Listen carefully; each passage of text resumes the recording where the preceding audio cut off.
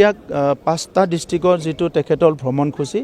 সেইটো মই যোৱাকালি আদৰণি জনাইছোঁ আৰু মুখ্যমন্ত্ৰী ডাঙৰে এটা ৰাজনৈতিক মিটিং এটেণ্ড কৰিব যিহেতু তেখেতে এটা দলৰ পৰা আহিছে আৰু এটা চৰকাৰী মিটিং এটেণ্ড কৰিছে য'ত চৰকাৰী মিটিং কৰিছে তাত পাঁচটা মুখ্যমন্ত্ৰী ডাঙৰীয়াৰ ফ্লেগশ্বিপ প্ৰগ্ৰামক লৈ পেলাই আলোচনা হৈছে তাত আমি খুব ভাল পাইছোঁ যে সেই ফ্লেগশ্বিপ প্ৰগ্ৰামখিনি যদি ভালকৈ ইমপ্লিমেণ্ট হয় যে আমাৰ ৰাইজৰ আমাৰ মহিলাসকলৰ চবৰে বহুত লাভৱান হ'ব এইকাৰণে পাঁচটা ডিষ্ট্ৰিক্টৰ যিটো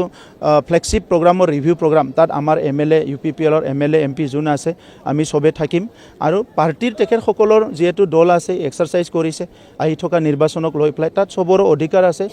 নিজৰ কামটো নিজে কৰিব ঠিকে আছে হিতে শান্তি আহিলে সমৃদ্ধি আহিব 50 বছৰৰ শান্তি অহা নাই কাৰণে উন্নয়ন হোৱা নাছিলে এতিয়া আমি শান্তি আহিল কিন্তু শান্তিটোক সাস্টেইন কৰাৰ কাৰণে কাম কৰিব লাগিব আগৰ সময়ত বড়োলেণ্ডত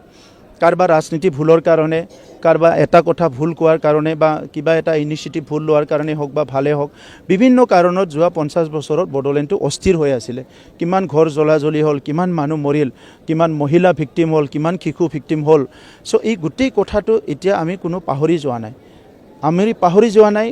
কিন্তু আমি ইয়াৰ প্ৰতিশোধ ল'ব বিচৰা নাই আমি শান্তি আহাটো বিচাৰিছোঁ এই কাৰণে সবে আজি বড়োলেণ্ডৰ উন্নয়নটো সবে বিচাৰে আমিও বিচাৰোঁ কাৰণ আমি ইয়াৰে বাসিন্দা কিন্তু ইয়াৰ লগতে শান্তিটো যাতে বিঘিনি নহয় এই কথাটো সবে মনত ৰাখিব লাগিব আমি মণিপুৰত দেখিলোঁ 10-12 বছৰ শান্তি ঘূৰি আহিছিলে এটা সময়ত arms force special power act গোটেই মণিপুৰত লাগি গৈছিলে তাত মানে আৰ্মি পুলিচৰ জনজননী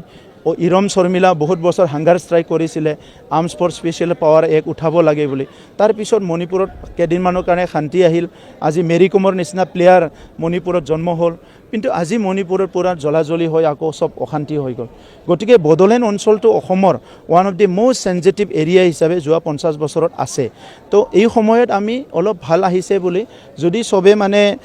হুলুস্থুলুচ কৰিব বিচাৰে আৰু পৰিৱেশটো আমি চাব লাগিব লবৰটো এটা লেভেললৈকে টানিব পাৰে তাতকৈ বেছি টানিলে কিন্তু লবৰটো ছিঙি যায় তো এই কাৰণে এই কথাটো মই সবকে অনুৰোধ কৰিছোঁ যে এই কথাটো যাতে সবে লক্ষ্য ৰাখে চাওক এইটো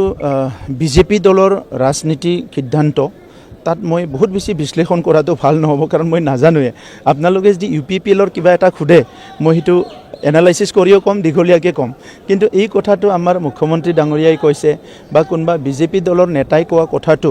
ইয়াৰ ইংগিত কি বহন কৰিছে ইয়াৰ মিনিংটো কি এইটো যদি মোক খুদে মোৰ কাৰণে কোৱা টান হ'ব আৰু আমিতো ভাল পৰিৱেশতে সবে মিলিজুলি যাব বিচাৰিছোঁ কাৰণ কেন্দ্ৰীয় চৰকাৰ আছে ৰাজ্য চৰকাৰে